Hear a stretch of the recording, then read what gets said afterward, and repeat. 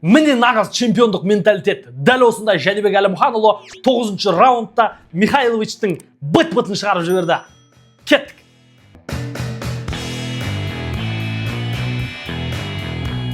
Ассалаумағалейкум, құрметті жанкүйерлер. Біз бүгін әні-міне деп бүкіл жан дүниемізді түршіктірген керемет жекпе-жекті көрдік, тамашаладық. Және бұл жекпе-жек біз ойлағандай болған жоқ, дегенмен жекпе-жекке қысқа нұсқа талдау. Ең бірінші таңертең салмақ өлшеу рәсімі өтті. Қайтадан IBF-тің белгіленген нұсқасы бойынша Жәнібек Әлімханұлы 77 кг, Михайлович 76 кг көрсетті. Ал негізі 78 кг-нан аспауы қажет еді.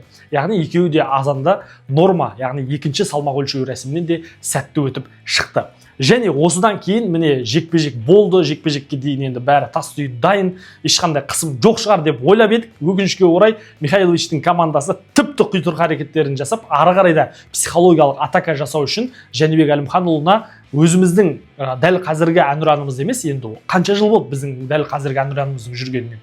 Соған қарамастан ескі әнұранымызды қойып отыр.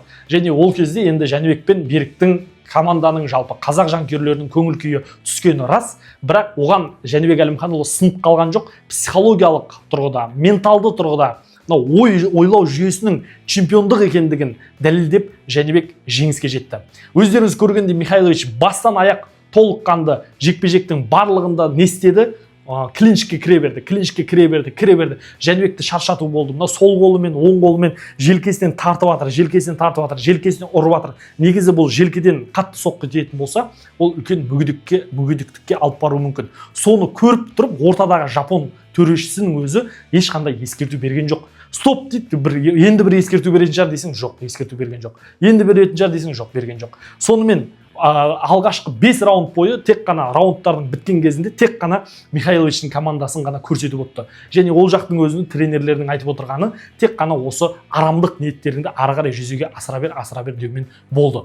Бірақ біздің Жәнібек оған қараған жоқ. Екінші раундта жақсылап тұрып нокдаун беріп алды. Және ары қарай да тағы да құрышы қанып тұрып тағы да сабау үшін сол сәтте құлатуға менің ойымша болар еді, бірақ құлатпай сол сәтте тағы да раундты соңына дейін жеткізді.